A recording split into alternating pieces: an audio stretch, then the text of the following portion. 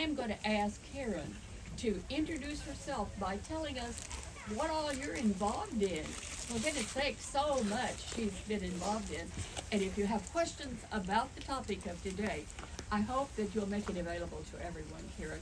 Would you introduce yourself? And thank you for making a copy of this so that people can see it again, if you don't mind us doing that. I'm really Thank you, Karen. But I'm really nervous. Take it away. You're going to be amazing. We're good. Yeah, my name is Karen Knight, and I am a member of the Cross Timbers Master Naturalists. Went in through what all of you did a What few class? years ago. I don't remember. 23? Yeah, that's what I'm saying. 23? She knows. And and climate change is one of those things that's really close to my heart. It really frightens me to death, actually.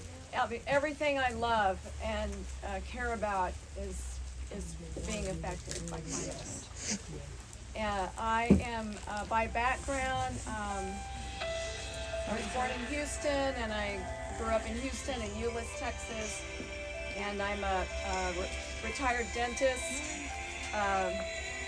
Spent over 30 years in practice with the Air Force, started with the Air Force and then private practice. My bachelor's degree was marine biology from Texas A&M in Galveston, and so it's a divergent, that was a divergence.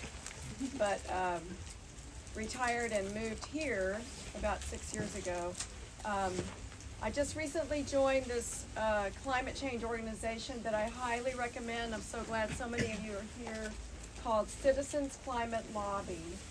And they are a national group, and they lobby Congress directly.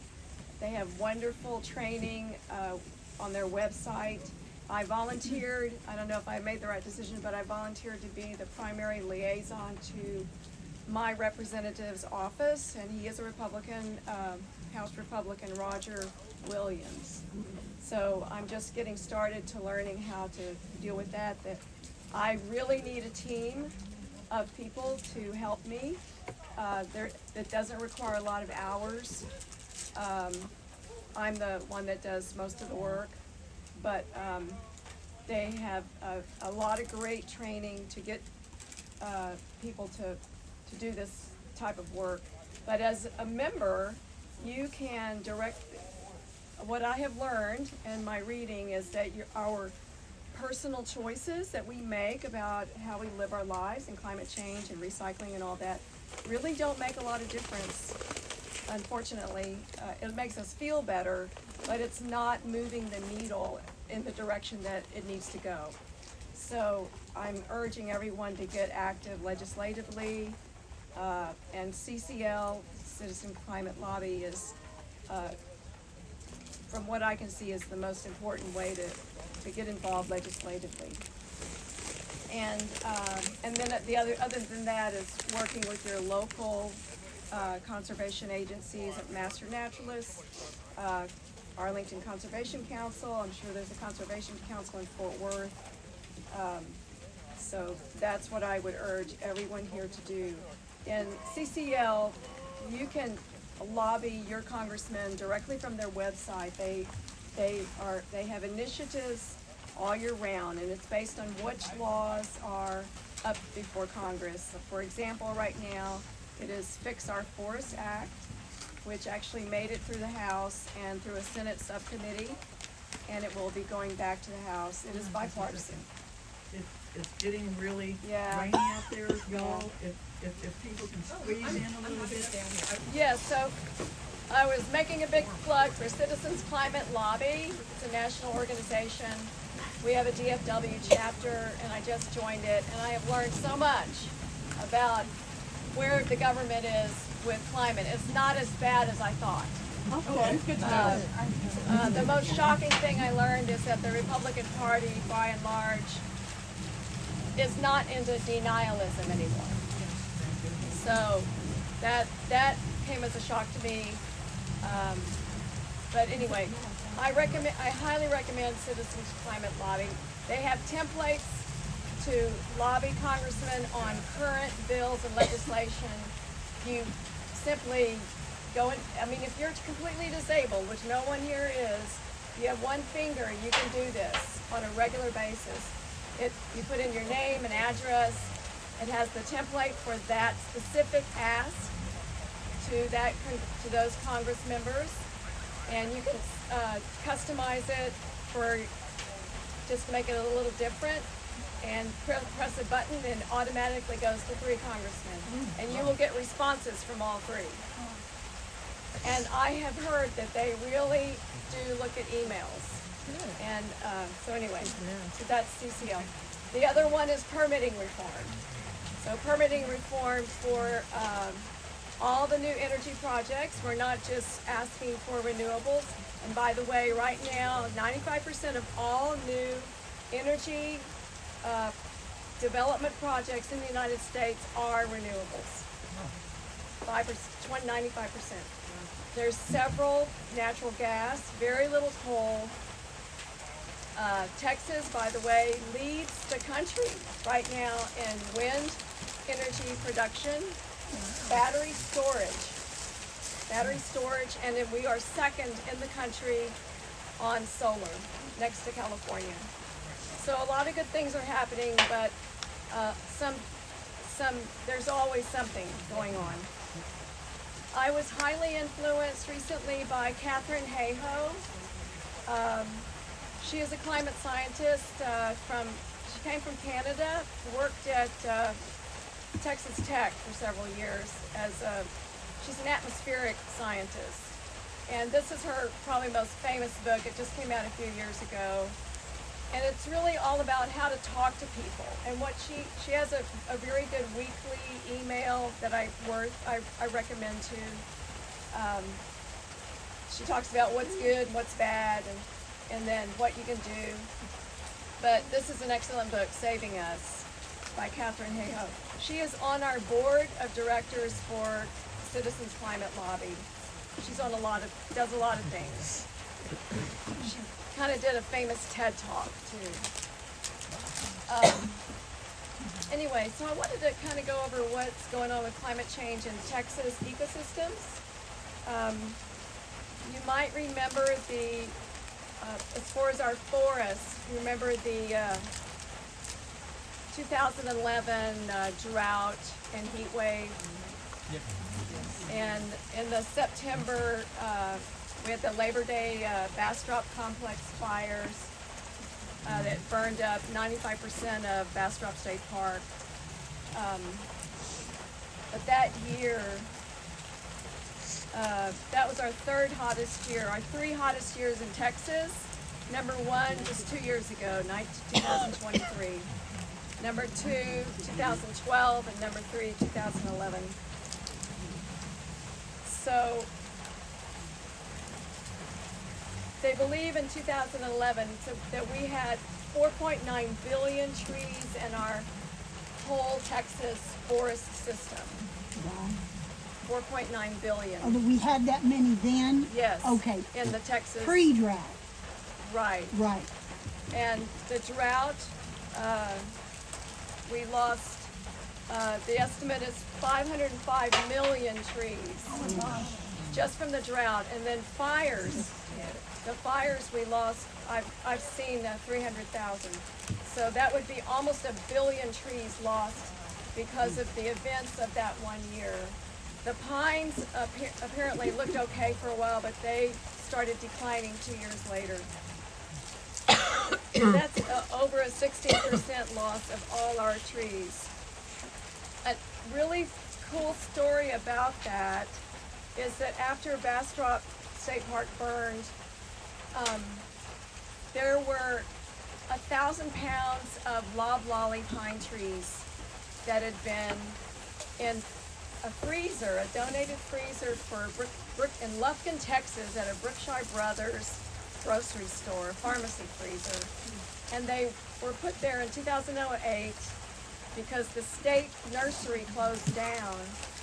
And they had decided in 2011 to put all of these seeds in a landfill and throw them away. Oh my. And then they had already made the plans for a crew to come out and pick them up. This is about 15 million seeds. And they were specific to Central Texas. So the fire happened 3 weeks before they were going to be dumped. So what do? They save the seeds. Wow.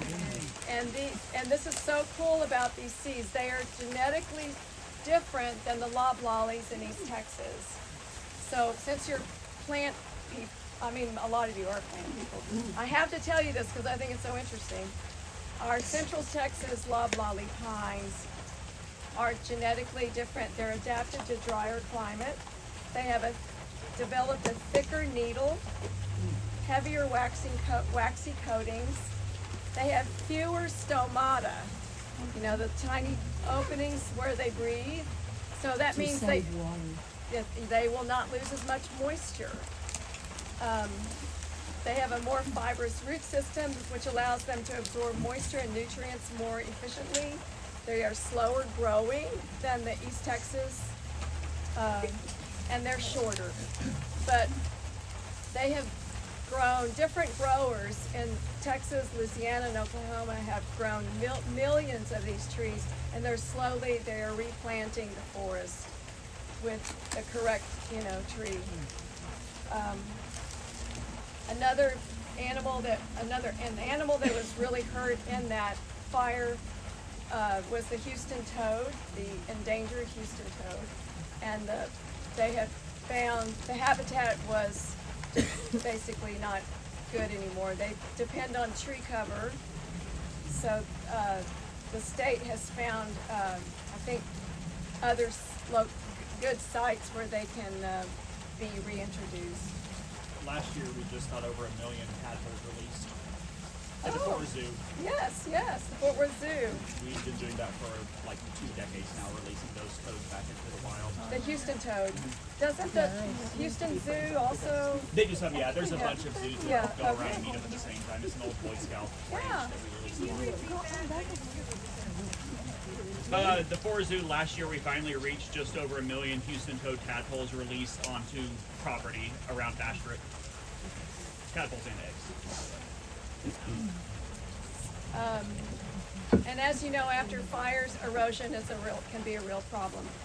Parks and Wildlife sprayed hydro mulch over the problem areas to that's a slurry made of native grass seeds, straw, and water.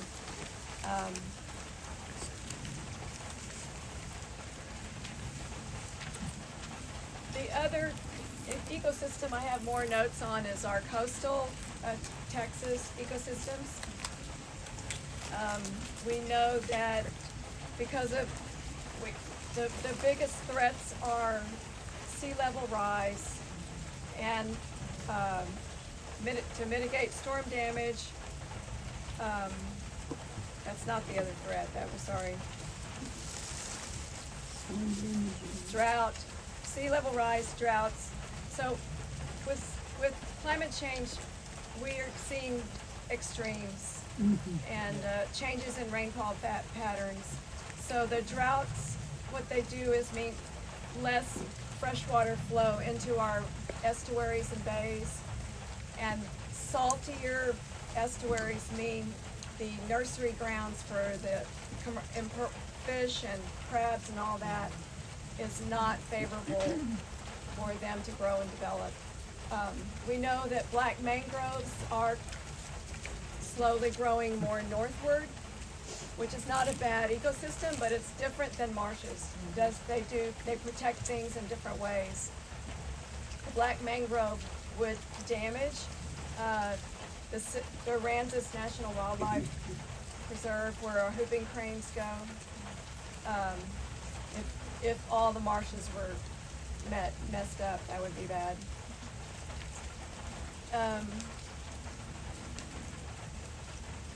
Sea level rise is much worse along our coast because of the mining of oil and gas and extraction of water. I think I read that Galveston has, I didn't verify this, like 27 inches of sea level rise, but this is a combination of the collapse of the land from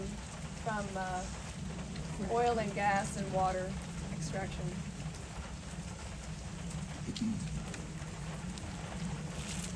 Another, obviously, storm surge is is a big deal for hurricanes.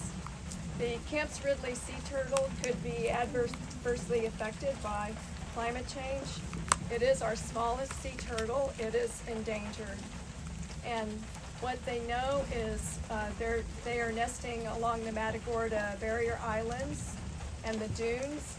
And what happens is if the surface temperature of the sand is above 95 degrees Fahrenheit for a certain number of days, it will alter their sex distribution in the eggs and favor the females. We believe that the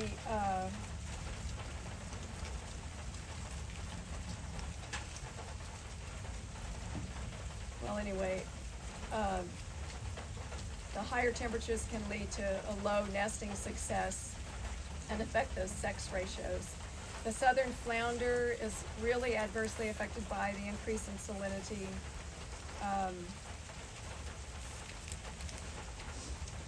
Anyway, so that's pretty much all of that.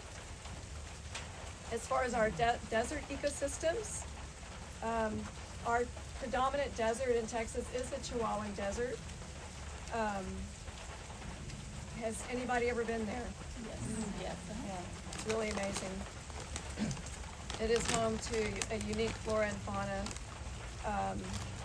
The West Texas deserts will see intensified heat waves, altered precipitation and drought patterns, more wildfire risk, disrupted biodiversity. You can almost say this for every ecosystem, so I'm not going to repeat it for everyone. In the West, there's more desertification, turning into more and more desert, and dust emissions could potentially feed back into the climate systems, while water scarcity and invasive species further stress the already adapted flora and fauna. Fortunately, a lot of scientific organizations like the Chihuahuan Desert Network, which is part of the National Park System, has a complex inventory system. They will be monitoring various sites in West Texas. You must know all about this.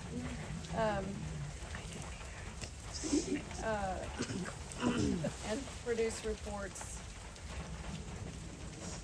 The other ecosystem that I will spend a little bit of time with is grasslands. They once covered vast areas of central and north Texas. They're characterized by a mix of grasses, wildflowers, scattered shrubs. The tall grass prairie, which was part of Blackland Prairie, once expansive but now is significantly reduced. I've read that the Blackland Prairie ecosystem is probably the most threatened ecosystem in Texas.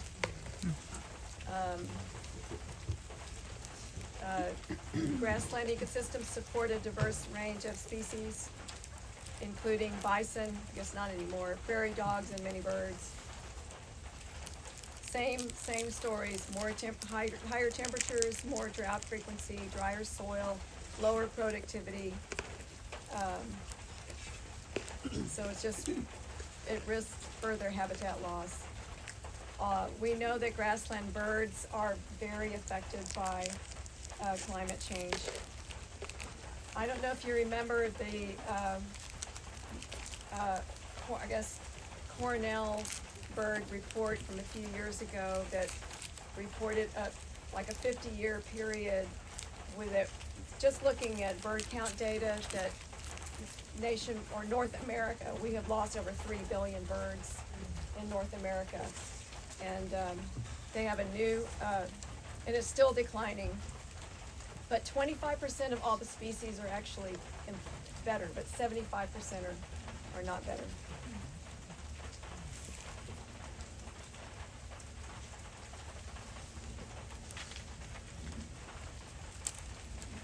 Oh, here's my facts. I have more wetland stuff over here. So obviously sea level rise, stronger hurricanes, altered rainfall leads to saltwater intrusion and increased salinity, more flooding and habitat loss. So in the 1950s, when I was born, the Texas coastal wetlands covered 4 million acres. And by the early 1990s, nearly 2/3 of that had been lost to development, overgrazing, and oil and gas exploration. The Nature Conservancy is another group that I highly recommend you look at, the Nature Conservancy. They are studying in Rockport marshes, and one of their articles a few years ago was, "Can blue carbon be a climate solution in Texas?" And that specifically has to do with the carbon storage in our coastal wetlands marshes. Up to 90% of all Texas saltwater and freshwater fish species depend on wetlands for food, spawning, and nurseries. I've kind of run out of time, but I don't have that much. I wanted to focus on North Texas, but I couldn't find a whole lot about North Texas, except that what I found first was human impacts, because there are 8.6 million of us in the Dallas-Fort Worth metroplex. Texas is actually on track to outpace California in population, and it's possible that this metroplex will be the biggest in the country. I wish we would kind of close the doors. Yeah, we're full. Yeah. I'm really opposed to development, but, not active in that kind of thing. So, as you know, we have an increase in frequency of extreme weather events in North Texas, leading to more severe heat waves, heavier rainfall, flooding, all the same stories, like a broken record. These changes are causing public health issues like heat-related deaths and illnesses, and an increase in vector-borne diseases, as well as threats to our agriculture and infrastructure. So make no mistake, our food and water are at extreme risk from these events.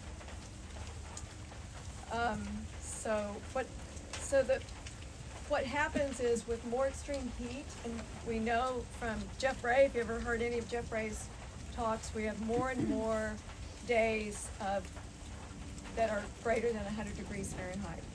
So a lot of poor people do not have air conditioning. And so what happens is, we cool ourselves by sweating, and if it doesn't cool off at night, then your heart is working extra to produce sweat so you will cool off. And so heat-related deaths often have to do with the heart just giving out, because people are just too hot. It also increases asthma attacks and allergies. Our mosquito population, because we have fewer hard freezes in the wintertime, it's gotten to where October, November, and December are just not really winter anymore. And now what we're seeing is February is the coldest month, and we might get a really good freeze like we did in 21 in February. But without those hard freezes, the mosquitoes don't die. And so as a result, we have Zika and West Nile, and there were, like in Dallas County, there were, I think, 3 epidemics in Dallas County in 2012. There were 400 cases of West Nile and 21 deaths from West Nile encephalitis.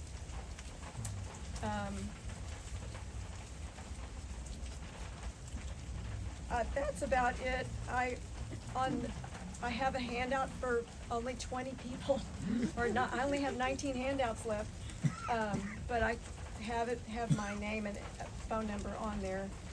But so I recommend getting involved with government, with legislation, CCL, the Nature Conservancy, and does anybody have questions? Dana does. I have just something that I heard a few weeks ago, that our legislation may be looking into privatizing our water rights. And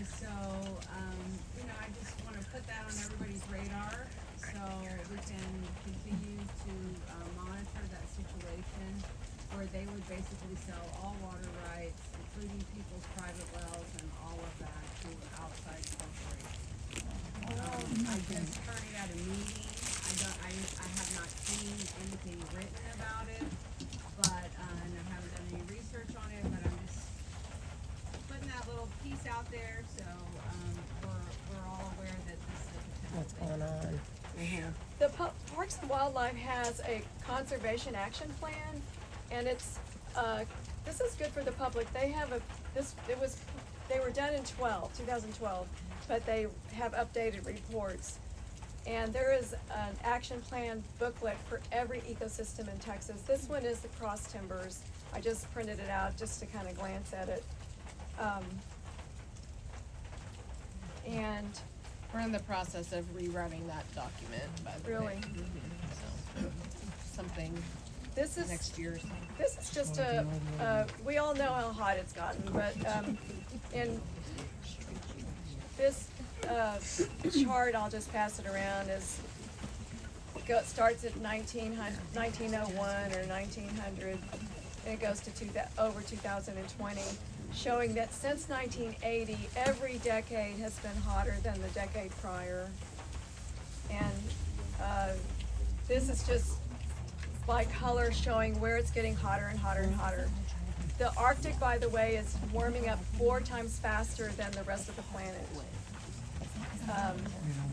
I don't know if you remember, but Fairbanks, Alaska had its first heat wave alert this year. On my recommendations for actions we can take now, my number 1 recommendation is talk about it to your neighbors. Talk about it. Apparently, only 7 to 10% of Americans are complete dismissives, so don't talk to them. So that leaves 90% or more that you can talk to about it. Connect with them with shared values and shared experiences, not facts. Facts do not win people over to climate change. I've already talked enough about CCL. Getting active with your local, any kind of local conservation. Avoid food waste.